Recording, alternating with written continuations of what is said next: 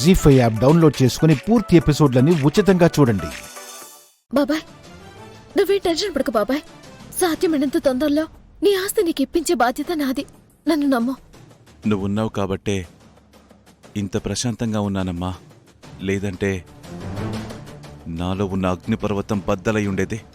తప్పు చేసిన వాళ్ళందరినీ బూడిద చేసుండేవాణ్ణి. అయ్యో, అంత మాటలు ఎందుకు సార్? నేను చిట్టమ్మ ఏదో ఒకటి చేసి మీ ఆస్తి మీకు వచ్చేలా చేస్తాం. మీరు దాని గురించి ఏం కంగారు పడకండి. అవునండి, మా సిట్టం చూసుకుంటా అంటుంది కదా, ఓ సూప్ చూసి ఎట్లండి.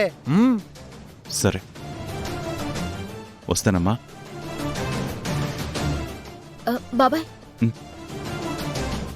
చెప్పమ్మా. ఇలా చెప్తున్నానని తప్పగా అనుకోకు బాబాయ్. ఎందుకో నువ్వు తప్పు చేస్తున్నావని అనిపిస్తోంది.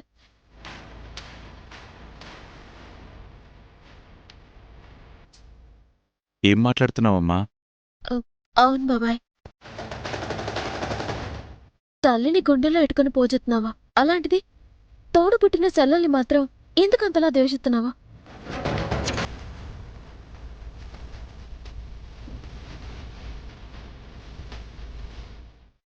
అంటే సావబతుకుల మధ్యలో పోరాడుతున్న మీ సెల్లిని కడసారి కూడా చూడాలన్న జాలి లేదా మీకు? నువ్వు ఎవరి గురించి మాట్లాడుతున్నావో నాకు అర్థమైంది చిట్టమ్మా. నాకు చెల్లెలు లేదు.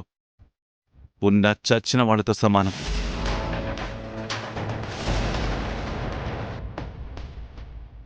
దయచేసి చచ్చిన వాళ్ళ గురించి నా దగ్గర మాట్లాడదు చిట్టమ్మా.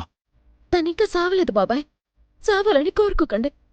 ఎందుకంటే ఆవిడ మీ వంశంలో మీ రక్తం పంచుకు పుట్టిన మీ సెల్లెలు. మీకు తనని చూడాలని ఉండకపోవచ్చు, కానీ మిమ్మల్ని చూడాలన్న ఆశతో ఆమె ఏ కళ్ళతో ఎదురు చూస్తుంది.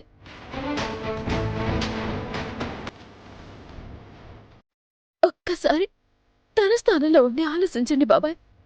తను మిమ్మల్ని ఎంతగా ప్రేమిస్తుందో, ఎంతగా ఆరాధిస్తుందో అర్థమవుతుంది. చిట్టమ్మా, ఇది మా సొంత విషయం. ఇందులో పరాయి వాళ్ళు జోక్యం చేసుకుంటే నేను అస్సలు క్షమించలేను.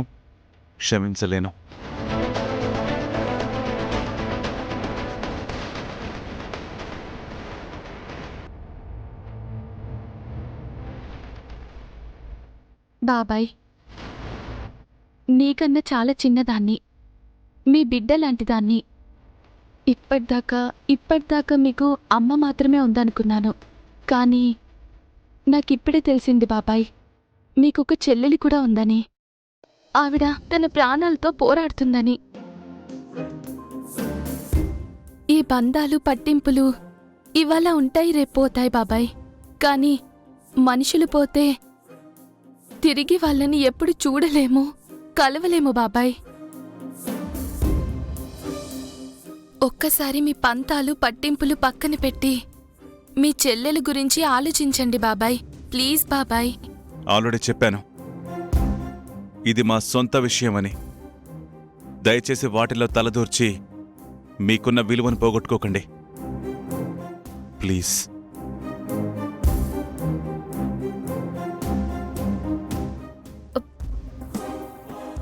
జీ5 యాప్ డౌన్లోడ్ చేసి అన్ని ఎపిసోడ్స్ పూర్తి ఉచితంగా చూడండి.